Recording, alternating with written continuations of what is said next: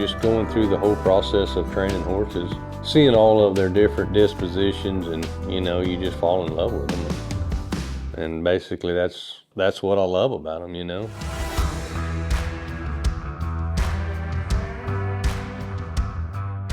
My dad trained horses, and I just grew up riding my entire life.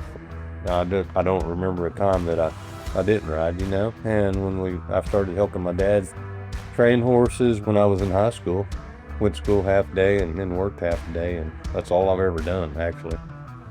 Boyd established himself as a cutting horse trainer, and with the encouragement from legend Dick Pieper, entered his first NRCHA event in 1999, the world's greatest horseman. Dick Pieper told me that they were having an event in Lazy Eek at Guthrie that he thought I ought to try to do. Anyway, it was the world's greatest horseman. And I had a horse there that just been cut on that belonged to Taryn, my boy, and he'd been showing it in the youth. So I started roping on him a little bit and doing the best I could at a rein pattern and all that, and I entered it. And I got Crawford, he helped me get ready for it, and that's how I got started right there. That was the first show I ever went to. So I just picked a little easy one. Boyd felt like he already was part of the cow horse family thanks to some homework he had done of the Snaffle Bit Futurity Finals. When I went into it, it was just like I was accepted right off the bat, and it was kind of a funny story. I watched the videos of the Futurity Finals, probably 5 or 6 years of them, before I ever went to the Snaffle Bit Futurity. And I already knew everybody from watching the videos, I knew the whole crew. And when I got to the Snaffle Bit for the first time, I'd be walking by somebody and I'm like, hey Bob, how's it going? They're looking at me like, who in the hell? But I knew every one of them guys from watching the videos. After being around the sport and the people, Boyd realized what makes the rein cow horse different from the rest. I think it's just a kind of a humbling sport because it's hard, it's hard to have 3 or 4 clean runs, like to get through the herd work and then to get through the reining and then get down the fence, or the roping or whatever. It's just really hard for, one person to dominate the whole thing. I think it's just pretty humbling, and it keeps everybody kind of grounded a little bit, Open riders have 2 pinnacles in NRCHA events, the Snaffle Bit Futurity and the world's greatest horseman. Boyd is fortunate to have won both, but is the only rider to have done it on the same horse. Okay, in short. He just gave me everything he had, he was an exceptional cow horse. He was good in the cutting and he was good down the fence, and he was real mature as a 3-year-old, he was ready to go make tough runs already, and that's basically what happened too, at the Snaffle Bit. The cow was tough, and he was mature enough to go and handle the situation. So that's what probably made him special more than anything, is his try and his cow work ability. Boyd is one of only a handful of NRCHA professionals who also competes at an elite level in the National Cutting Horse Association, and he's the only one to be a $1 million rider in both.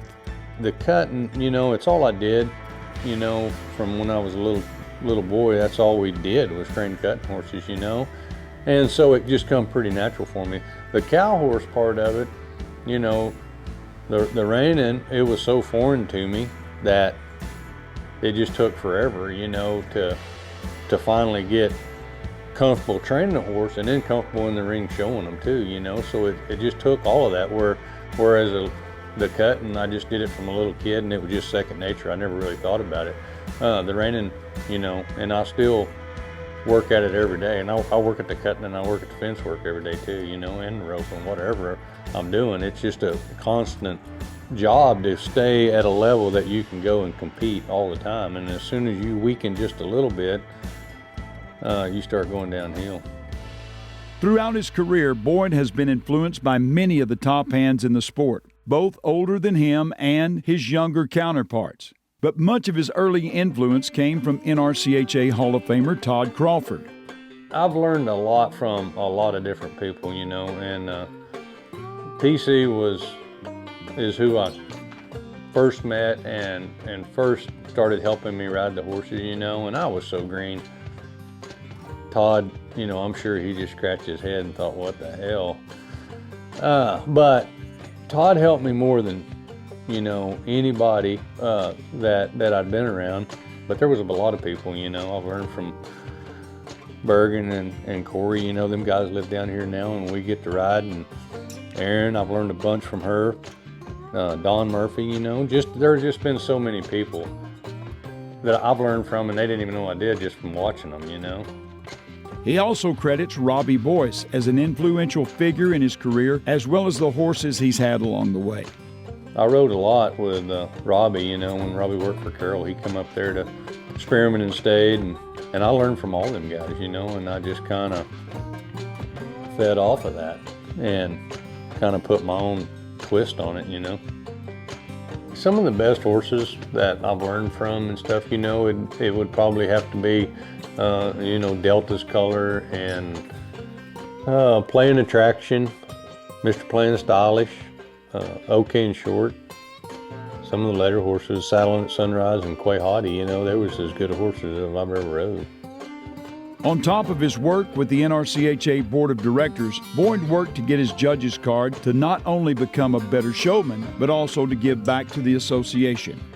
The reason I got my judge's card because it was at the meetings, every time I'd say something, Bill would say, well, you don't even have a judge's card. So I got my judge's card and started, and I've judged several shows now and I learned a lot. Boyd's sons have now joined him in this profession of training horses, and his grandkids are beginning to compete, which is quite fulfilling for Boyd. Yeah, no, it's a huge thing. During the week when we're training horses, talk on the phone or something, but I'm gonna not see him for, Tatum just lives right across the road here, and I'm gonna not see him for 2 weeks or whatever, and the same with Taryn. So having them all involved, and I get to work with Daniel every day, and it's the family, it's a huge part of it. Boyd's wife, Haley, is most proud of his drive and commitment and sees his legacy reaching far past his accolades in the arena to being a positive influence in the sport. As someone that was always willing to help, whether it was in the herd work or giving advice with a horse or helping the association by leadership or just somebody that was always ready to help. The Hall of Fame was not on Boyd's radar when he found out he'd been inducted, but says it's a special honor to be included with the greats before him. What an honor, to be included with all the people that are already in it. And, I don't even know when I started 23 years ago or whatever. I never even dreamed that this was happening. I didn't even dream it was going to happen this year. It just wasn't something that I really thought about. And all of a sudden it just happened, and I'm pretty honored. He was raised in the cutting, and then these people that he decided to try their event, that they would recognize him. And just the fact that he's respected as a horseman, but also as a person. And now to be in the Hall of Fame, it's a big honor. It makes me real proud to be in there. I worked my whole life training horses and trying to help associations out, and just to do my part to make everything better. I don't know, to get put in there with all them people, it's quite an honor for me. The National Rein Cowhorse Association is proud to welcome Boyd Rice into the Hall of Fame.